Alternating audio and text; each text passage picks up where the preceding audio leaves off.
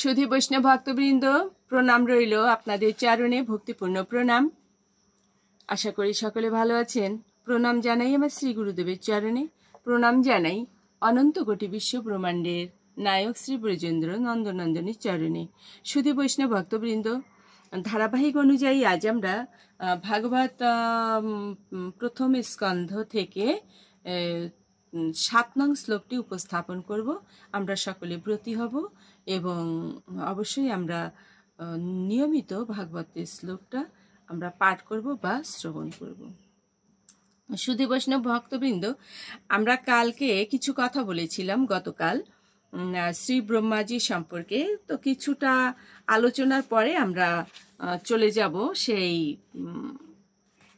ভাগবত শ্লোকে। তো এখন আসুন আমরা একটু শ্রবণ করি। এক সময় নারদমুনি মন্দাকিনীর তটে তপস্যা করছিলেন, কিন্তু তিনি দৈববাণী শুনতে পেলেন শ্রীহরি যদি আরাধিত না হন তবে তপস্যার কি দরকার। শ্রীহরি যদি আরাধিত হন তবে তপস্যারও কি দরকার। দৈববাণী শুনে নারদ শ্রীহরি স্মরণ করছিলেন, তখন পিতৃদেব ব্রহ্মাকে দেখতে পেলেন। ব্রহ্মাকে প্রণতি নিবেদন করে জলপূর্ণ নয়নে নারদ বললেন, এই দৈববাণীর অর্থ কি? ব্রহ্মা বললেন, হে বৎস, যদি কোনো ব্যক্তি ভক্তি সহকারে শ্রীহরির আরাধনা করেন তবে সেই ব্যক্তির তীর্থ ভ্রমণ বা তপস্যার প্রয়োজন নেই। ভারতবর্ষে কৃষ্ণমন্ত্র উপাসক জীবনোন্মুখ ব্যক্তির পক্ষে তপস্যার প্রয়োজন হয় না। হে নারদ, শ্রীকৃষ্ণ নাম মন্ত্র গ্রহণ মাত্রেই তার বংশের শত পুরুষ ও বন্ধু বান্ধবেরাও অনায়াসে পবিত্র হয়। শ্রীকৃষ্ণ সেবা থেকে অন্য কোনো ধর্ম বড় নয়, অন্য কোনো তপস্যা শ্রেয় নয়। কৃষ্ণ সেবা পরায়ণ ব্যক্তিদের তপস্যার পরিশ্রম অনাবশ্যক। হে পুত্র, কৃষ্ণ মন্ত্রে ব্রতী ব্যক্তি মহাপবিত্র। তার তীর্থস্থান, তার অনশন, তার বেদ অধ্যয়ন বিড়ম্বনা মাত্র। সুধী বৈষ্ণব ভক্তবৃন্দ, এখানে একটু বিশ্লেষণ বা ব্যাখ্যার কোনো প্রয়োজন নেই, বোঝাই যাচ্ছেন। শ্রী নারদ মুনি প্রশ্ন করেছেন ব্রহ্মাকে এবং ব্রহ্মা উত্তর দিচ্ছেন। তো উনি কি বলছেন যে যিনি কৃষ্ণ মন্ত্রে ব্রতী বা কৃষ্ণ মন্ত্রে দীক্ষিত, তার তীর্থস্থান কি, তার অনুসরণ কি, তার বেদ অধ্যয়ন বিড়ম্বনা মাত্র, কোনো প্রয়োজন নেই।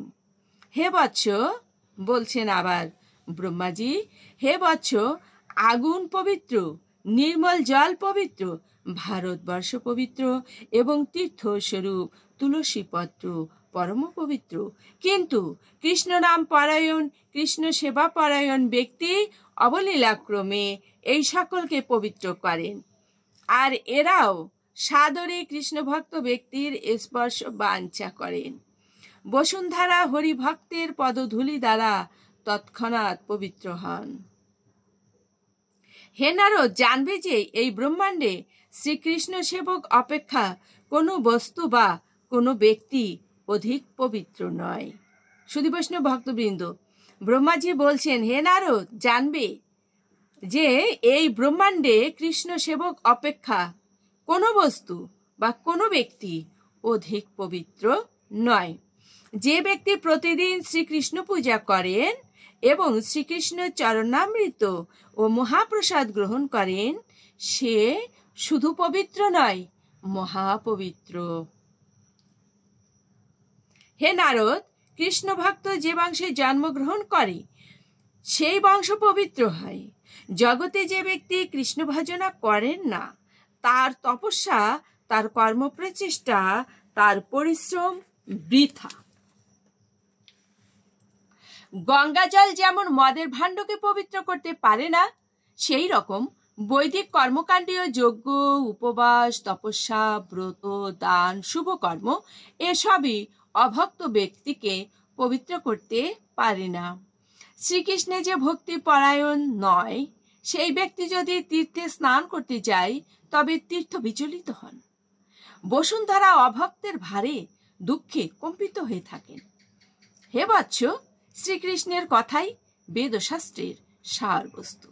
যে মহাত্মা স্বপ্নে ও জাগরণে শ্রীকৃষ্ণের চিন্তা করেন, তিনি নিষ্পাপ হয়ে জগৎকে পবিত্র করেন। ভগবানের সুদর্শন চক্র সেই মহাত্মাকে সুরক্ষিত করেন।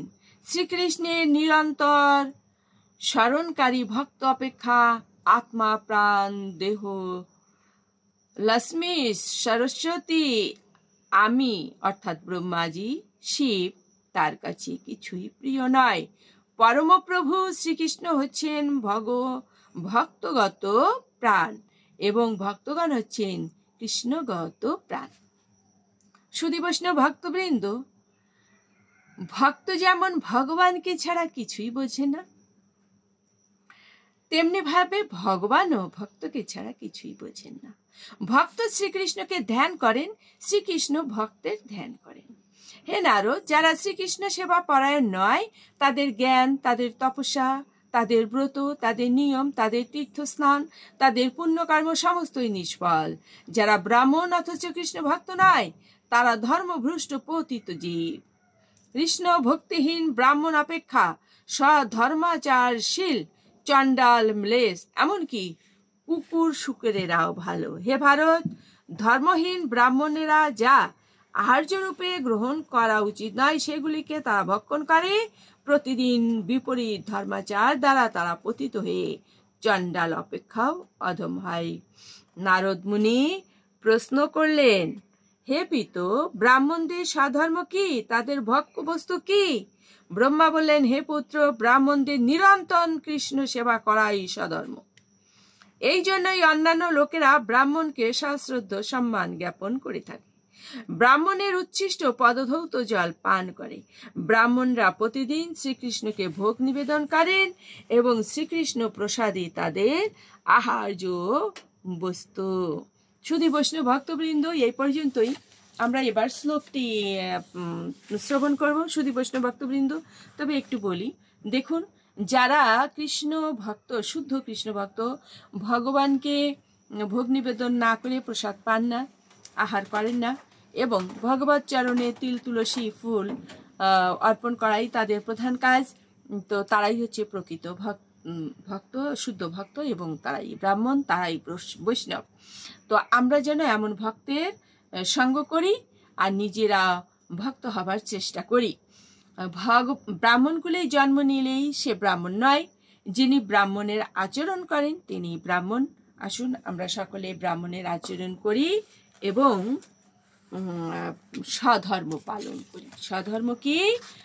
ভগবত সেবা, অর্থাৎ ভগবানের সেবাটাই হচ্ছে বৈষ্ণবগণের স্বধর্ম। সুধী বৈষ্ণব ভক্তবৃন্দ, আমরা এবার চলে আসছি ভাগবত প্রথম স্কন্ধ 7 নং শ্লোকে। ওম নমো ভগবতে বাসুদেবায়, ওম নমো ভগবতে বাসুদেবায়, নমো ভগবতে বাসুদেবায়, ভগবদ গ্রন্থ মহাপুরুষায় নমঃ। ব্রাহ্মণে ভো নম, সজ্জনে ভো নম, মাতৃগণে ভো, শত্রুগণে ভো নম, পারমহংসং সংহিতায়ং শ্রীমদ্ ভগবদ গ্রন্থ মহাপুরাণে গুরু কৃপা হি কেবলম। শ্লোক সংখ্যা 7। ইয়ানি বেদ বিদাম শ্রেষ্ঠ ভগবান বাদ রায়ণঃ, অন্যে চ মুনয়ঃ সুত পরবর বিদঃ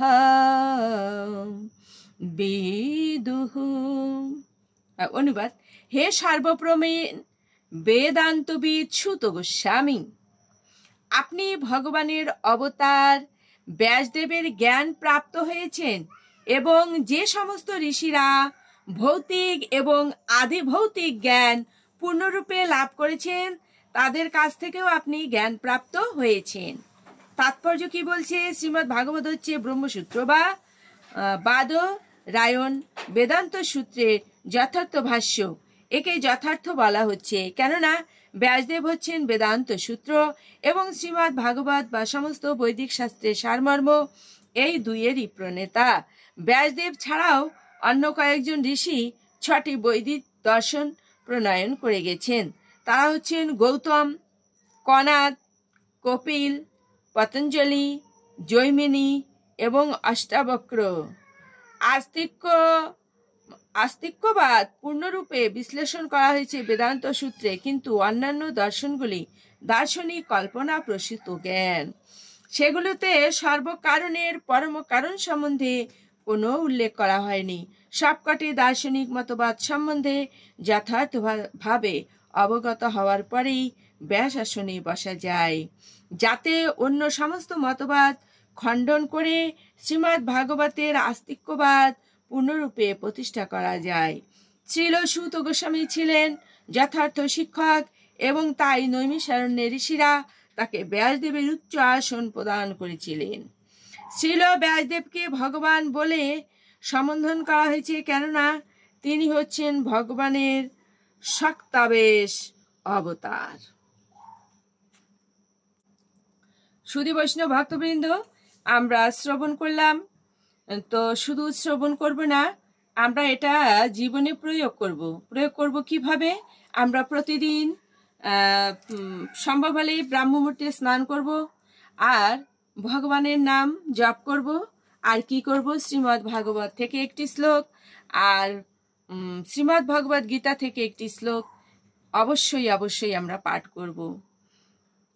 প্রতিদিন অভ্যাস করতে করতে একসময় দেখবেন একটা নয়, আপনার অনেক শ্লোক পাঠ করতে ইচ্ছা করছে বা শ্রবণ করতে ইচ্ছা করছে। অভ্যাসের প্রয়োজন, সেটা স্বয়ং ভগবান বলেছেন 8ম অধ্যায়ের একটি শ্লোকে অর্জুনকে, অভ্যাস যোগয়তেন সেতসা নায়ন গামিনা পরমম পুরুষম দিব্যম ইয়াতি পার্থ অনুচিন্তয়ন। হে পার্থ, অভ্যাস যোগে যুক্ত হয়ে যিনি নিরন্তর কেবল আমাকেই স্মরণ করেন, আমি সেই নিত্যযুক্ত ভক্ত যোগীর কাছে সুলভ হই। সুধী বৈষ্ণব ভক্তবৃন্দ, সুলভ মানে সহজ মূল্যে যা পাওয়া যায়, সহজেই পাওয়া যায়। প্রতিদিন আপনি ভগবানকে অভ্যাস করুন। প্রতিদিন ভগবান বলেছেন শ্রীমদ্ ভগবত গীতা এবং শ্রীমদ্ ভাগবত গ্রন্থ স্বয়ং আমার অঙ্গ স্বরূপ, আমি স্বয়ং, ওটা কোনো নির্জীব বস্তু বা বিষয় নয়। সুধী বৈষ্ণব ভক্তবৃন্দ, প্রতিদিন আমরা এই ভগবানকে লাভ করার চেষ্টা করব। আমরা শ্রীমদ্ ভগবত গীতা থেকে একটি শ্লোক, ভাগবত থেকে একটি শ্লোক অবশ্যই পাঠ করব বা অবশ্যই শ্রবণ করব। সুধী বৈষ্ণব ভক্তবৃন্দ, এই পর্যন্তই। সকলে ভালো থাকবেন। আজকের মতো এখানেই বিশ্রামে রাখছি। আবার সামনের ভিডিওতে দেখা হবে। সকলে আমার সঙ্গে থাকবেন, আমাকে লাইক, কমেন্টস, শেয়ার করবেন। আর যারা সাবস্ক্রাইব করেননি এখনো, তারা সাবস্ক্রাইব করবেন। সকলে ভালো থাকবেন। ওম নমো ভগবতে বাসুদেবায়। ওম নমো ভগবতে বাসুদেবায়। শ্রীমদ্ ভাগবত গ্রন্থ মহাপুরুষায় নমঃ।